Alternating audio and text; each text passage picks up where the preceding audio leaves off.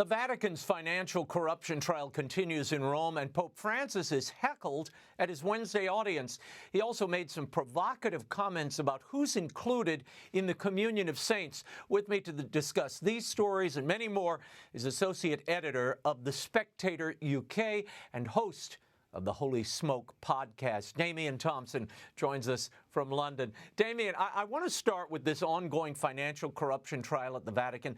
Last week, new indictments were handed down, and there was controversy when one of the accused, Cardinal Angelo Becciu, boycotted the hearing when he found out that his alleged relationship with a female advisor would be the topic of discussion. Now, this week, an Italian appeals court nullified the pre-trial arrest warrant of the prime suspect, Gianluigi Torzi, in the fraud and embezzlement case. Now, Damian, London-based Torzi denies any wrongdoing. What are you hearing in London about all this? And what does this do to the Vatican's case against Torzi? Well, what I'm basically hearing is that everybody's terrified that Becciu will decide to sing like a canary and reveal exactly what money was spent and by whom, and most importantly, what the Pope knew. And the question of what the Pope knew is fundamentally overshadowing this entire controversy. These entire complicated legal proceedings are designed, I think, to make sure that the question of what the Pope knew is never raised. The Vatican has announced that it's signed a contract to sell that luxury London building that's really central to this case. What do you know about this property, and what does all of this say about the Vatican's portfolio managers? It says that their portfolio management is really more fitting to a banana republic than the Holy See. What on earth they thought they were doing, buying this gigantic former Harrods warehouse under such complicated terms and conditions.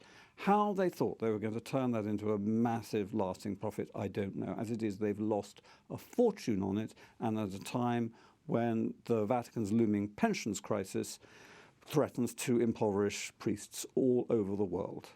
The purchase of this luxury property was obscene, but very characteristic of the Becciu era. Yeah. As you bring up Becciu, I want to get your take on his, really, he's one of the defendants in this trial. Last week, we reported he skipped out of the hearings to avoid talk of his alleged relationship with a woman. He denies that relationship. Now, Cardinal Becciu and also Cardinal Rodriguez Maradiaga, who has also been associated with some corruption, have both been favorites of the Catholic press, particularly in the UK. In the Tablet, for instance, they once hailed Becciu as a reformer. Damian, your reaction to the Becciu story and his depiction in the press, have they reformed that depiction at all? The depiction of Becciu as a reformer by Christopher Lamb, who's the Rome correspondent of the Tablet, was an absolute disgrace. And I keep drawing the attention of the editor of the Tablet, who's actually not a bad guy, to the wretched track record of Lamb in sucking up to Becciu, and now Maradiaga, Rodriguez Maradiaga, whose track record is atrocious. Very serious allegations of corruption have been made against him, which the Pope has essentially refused to investigate, even telling him that, oh, you're innocent, even before the non-investigation began. How he can possibly be associated with any sort of reform, I do not know, but there is no limit to the gullibility, or perhaps I should say pliability, of the Tablet, and Mr. Lamb in particular. I want to move on to the Pope's Wednesday audience this week. Pope Francis made remarks about the communion of saints, Damian. I'd like your reaction to this. He said, let's think about those who have denied the faith, who are apostates, and who are the persecutors of the church, who have denied their baptism. Are these also at home? Yes, these two, the blasphemers, all of them. We are brothers. This is the communion of saints. Damian, your reaction to those comments, are blasphemers and apostates part of the communion of saints now? If they are, then the communion of saints has absolutely no validity as a concept whatsoever. But I think most troubling of all is the inclusion of persecutors. This blessed are the persecutors outburst, as I call it. I mean, when you think of how vigorously the church is being persecuted all over the world and how little the Vatican says, particularly when the persecution is being carried out by China, I wonder if these remarks weren't dictated by President Xi, who, after all, is more or less regarded as a living saint in the syncretic fake masses that the Vatican is forcing faithful Chinese Catholics to attend. Maybe he rang up and said, "Can you include me in the communion of saints?" It was a perplexing comment. I mean, and we say the papal charism, covers faith and morals, but this is, this is kind of a dangerous definition of the communion of saints. I was taken aback by it, I have to say, when I read it. I was very taken aback by it, and I think it will cause tremendous problems with non-Catholic Christians who will just say, "What on earth is this? Is this even Christianity?"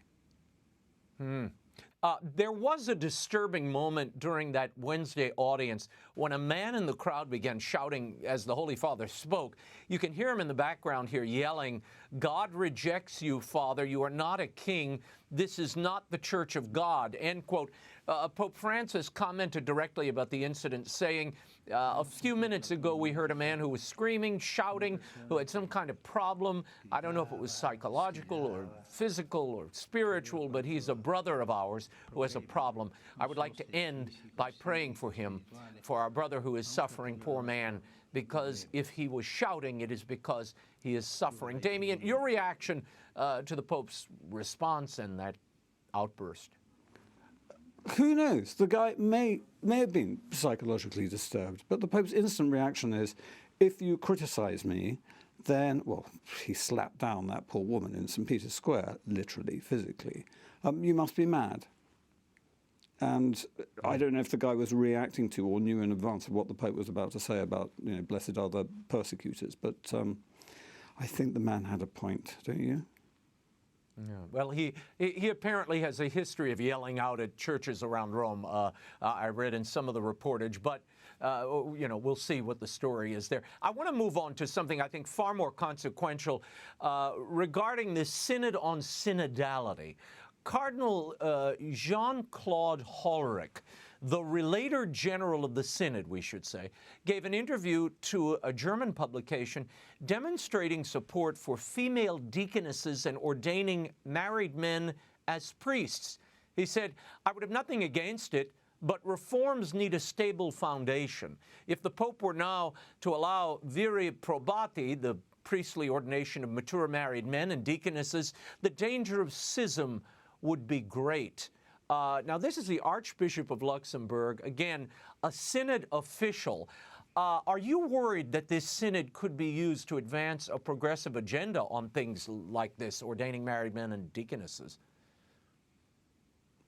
Well, I'm not worried. I'm absolutely certain that it will be used to advance a progressive agenda. Now, I take the heretical view in some circles that ordaining married men may well be a very good idea and that we might have avoided some of the terrible scandals of the last few years if we'd ordained more married men as priests. And I mean, some of the best priests I know are married. So on that one, I don't have a problem so long as it's done properly, but I certainly don't trust the current train wreck pontificate to oversee this matter. Deaconesses, it'll be the same as in the Anglican Communion. Deaconesses, deacons, priests. Yeah. Hollerich, in the same interview, was asked, how do you get around the church teaching that homosexuality is a sin? He said, "I believe that this is false, but I also believe that here we are thinking further about the teaching. So, as the Pope has said in the past, this can lead to a change in teaching. So I believe that the sociological scientific foundation of this teaching is no longer correct. What was formally condemned was sodomy." Damian, what do you make of Hollerich's comments there? I think they show the extent to which church teaching has become negotiable. Now, it's all very well for conservative Catholics to say church teaching does not change, it merely develops. But I have for what it's worth, I've got a PhD in sociology, and all the evidence is that we are moving into a position where church teaching is being molded and changed, and always in a progressive direction. And the challenge for Orthodox Catholics is to decide, do we recognize these quite radical departures from the teaching of the past, which are very obviously in the pipeline? Yeah, no, it is a troubling slide on the marriage front, basic morality, now the sacraments. I mean, it does feel that there's a slippage here, and one wonders where this ends. Where does this go? And what is the end goal here, if not ultimately just to break people's hearts and drive them from the pews? Before we run out of time, I need to get your take on the Guardians of the Tradition, that motu proprio the Pope passed back in the summer, this crackdown on the traditional Latin Mass. How is it being implemented in the UK? English Archbishop Arthur Roche, the prefect of the Congregation for Divine Worship, said recently he believes most of the world's bishops understand the Pope's directive and support it, Damian. Is that what you're seeing in the UK? In the UK, I am seeing surreptitious opposition to it from some unlikely bishops. I'm not going to say who they are. And one of the reasons for that is that nobody can stand Arthur Roche. He's this dreadful sort of pompous mock gentility, the way he says, oh, I expect to be shown the due deference to a senior curule archbishop who's about to become a prince of the church. They call him His Preeminence in Rome because he's swanning around as if he's already a cardinal. I mean, they look at him stuffing himself with all these dainty morsels in swanky Roman restaurants. Oh, I'll have another slice of tiramisu, thank you very much. A taste for the finer things in life. They've seen him manoeuvring. I've seen him over 20 years manoeuvring his way up the hierarchy of the church. And even for somebody like Cardinal Nichols, he doesn't want to be told what to do by Arthur Roche, of all people. They might agree that they don't like the traditional Latin Mass, but they don't want Arthur Roche swanking, throwing his not inconsiderable weight around. Cardinal Vincent Nichols of Westminster seems a bit more supportive of the traditional Latin Mass. Is that a proper read? It is a proper read, but I don't think, because Cardinal Nichols is no stranger to manoeuvrings himself, I don't think it's out of any particular respect for the traditional Latin Mass. I think it's just a determination not to be pushed around by his successor as General Secretary of the Bishops' Conference. Because Roche will be unbearable as soon as he's got himself into the expensive robes of a cardinal. Absolutely unbearable, and he'll lord it over Vincent. You tweeted recently about a survey by the Latin Mass Society in the UK. 57% of those surveyed said they would consider going over to the Schismatic Society of St. Pius X if the restrictions of Guardians of the Tradition were enforced. Do you believe that this motu proprio is purposely attempting to force these traditionalists into schism? Is that the point of it? Yes, I do. Yes, I do, but I also deplore the Latin Mass Society's stupid device of a Twitter poll, for goodness sake, the most unscientific and ridiculous device you could possibly use, which basically reveals that a number of disaffected people on Twitter want to go over to the SSPX, which is exactly what Pope Francis wants to hear, because he'd like everybody pushed into out of the main body in the church and into the SSPX, and he might try and get some control of the SSPX. What a stupid thing for the Latin Mass Society to do. Before we go tonight, I wanted to mention your dear sister of happy memory, Carmel Thompson, who passed away in November after battling cancer. Our condolences, of course, to you and the family. But you're doing something special on her behalf and in her memory with Father Ben Keeley at the Tell us about that. I certainly am. Father Ben, who's one of my dearest friends and whom Carmel adored, Father Ben travelled a long way to celebrate the ordinary at Mass in her kitchen. And, this is a poor woman who didn't receive a single pastoral visit from her own parish priest. Disgraceful. Anyway, Father Ben runs Nazarene.org, spelt with an S, otherwise you'll Google the wrong charity. And we're going to support his work, helping Christians stay in their home countries in the Middle East. And Carmel was very, very keen. She'd already donated money to it. And so that we set up a Carmel Fund. We're also, by the way, going to have a memorial service for her in the Ordinariate Church, at which I hope that we'll be premiering a work by the great Catholic composer Sir James Macmillan in her memory. Now, she was very, very self-effacing, but she was a beautiful, beautiful soul. Talking of the communion of saints, if the notion of a saint means anything, then, in my opinion, Carmel was one, and I'm very honoured to have been her brother and heartbroken to have lost her. Well, God bless you all, and again, condolences to you. I know how close you were. You can find Damian Thompson's commentary at spectator.co.uk